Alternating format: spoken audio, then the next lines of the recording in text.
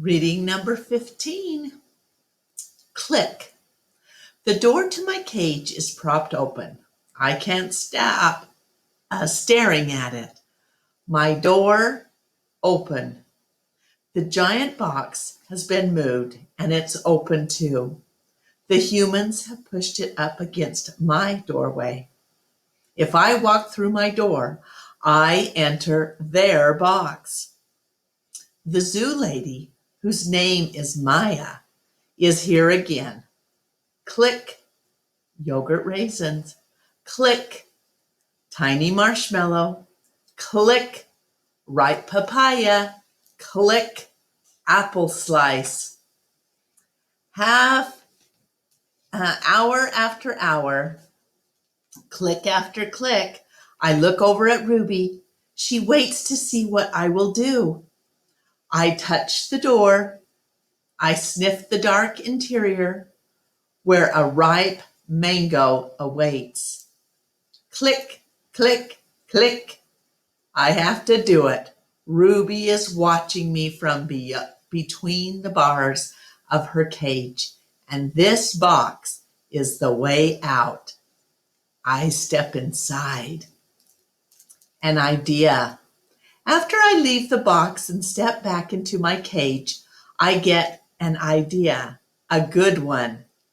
I tell Bob he can sneak into my box with me and live at the zoo. Have you forgotten? I'm a wild beast, Ivan, he says, sniffing the floor for crumbs. I am untamed, undaunted. Bob samples a piece of celery and spits it out. Besides, they'd notice. Humans are dumb, but they're not that dumb. Respect. Ivan, Ruby says, do you think the other elephants will like me? I think they'll love you, Ruby. You'll be part of their family. Do you think the other gorillas will like you? Ruby asks. I'm a silverback, Ruby, a leader. I pull back my shoulders and hold my head high. They don't have to like me. They have to respect me.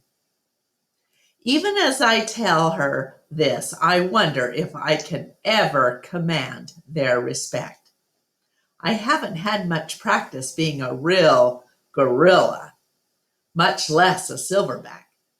Do you think the other elephants will know any jokes? If they don't, I'll tell her you can teach them. Ruby flaps her ears. She flicks her tail. You know what, Ivan? What? I ask. I think I'm going to go in the box tomorrow. I gaze at her fondly. I think that's a good idea. And I think Stella would have agreed. Do you think the other elephants will know how to play tag? I love tag.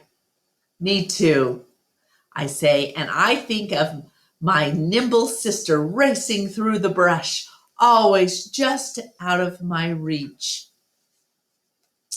Photo. Late at night, Mac opens my cage. The full moon falls on his sagging shoulders. He seems smaller somehow. Bob, instantly alert, leaps off my stomach and dives under Not Tag. Don't bother hiding, dog, Mac says. I know you sleep in here. Mac settles onto my tire swing. Might as well stay one more night. Your buddy's leaving tomorrow. Tomorrow? My stomach drops. I'm not ready. I need more time. I haven't said my goodbyes. I haven't thought this through. Mac pulls a small photo out of his shirt pocket. It's me when I was young. Mac and I are in the front seat of his convertible. I'm wearing a baseball cap and eating an ice cream cone. I was a handsome lad, But I have to admit, I look ridiculous. Nothing like a real gorilla. We had some laughs, didn't we, Guy? Max says. Remember when we went on that roller coaster? Or that time I tried to teach you to play basketball? Max shakes his head, chuckling. You have a lousy jump shot. He stands, sighs, looks around. He puts the photo back into his pocket. I'm going to miss you, Ivan, he says, and then he leaves. He doesn't look back. Leaving. Early in the morning, Maya arrives with many other humans. Some have white coats, some have rustling papers. They are hushed, busy, determined. Ruby enters her box first. I'm scared, Ivan, she calls from inside the box. I don't want to leave you. A part of me doesn't want her to leave either, but I know I can't tell her that. Think of all the amazing stories you can share with your new family, I say. Ruby falls silent. I'll tell them your elephant joke, she says after a long pause. The one about the refrigerator. I bet they'd like that. And be sure to tell them about Bob and Julia and me. I clear my throat. And Stella. I'll remember everyone, Ruby says, especially you. Before I can say any more, they roll her cage out to a waiting truck. It's my turn. Bob is hiding in a corner behind my pool. The humans don't even notice him. While they're busy making sure my box is ready, Bob sneaks over. He licks my chin, just in case there are any leftovers. You, I whisper, are the one and only Bob. I reach for Not Tag.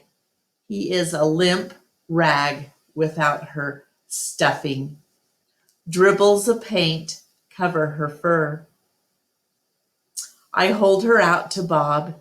He tilts his head. Confused.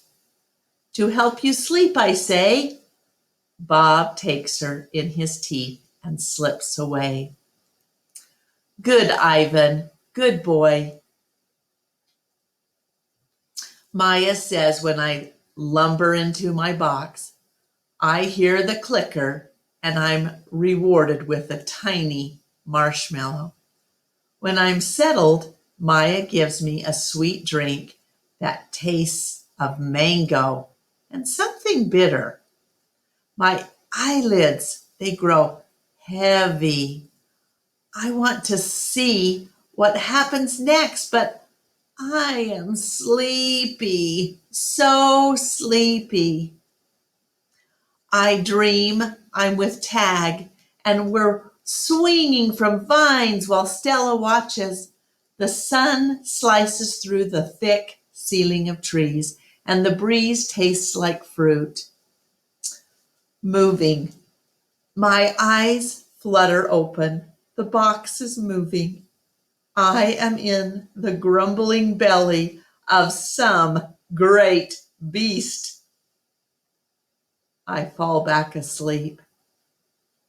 Awakening. I awake to glass and steel. It's a new cage, not unlike my old cage, except that it's much cleaner. Maya's here and other humans I recognize. Hey there, Ivan, Maya says. He's coming too, guys. I have 3 walls of glass. The 4th wall is a curtain of wooden slats strung together. This doesn't look like the zoo on TV. Where are the other animals? Where are the gorillas? Is this where Ruby ended up?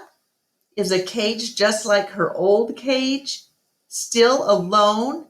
Is she cold, hungry, sad? Is there anyone to tell her stories when she can't go to sleep? Oh, missing. I miss my old cozy cage.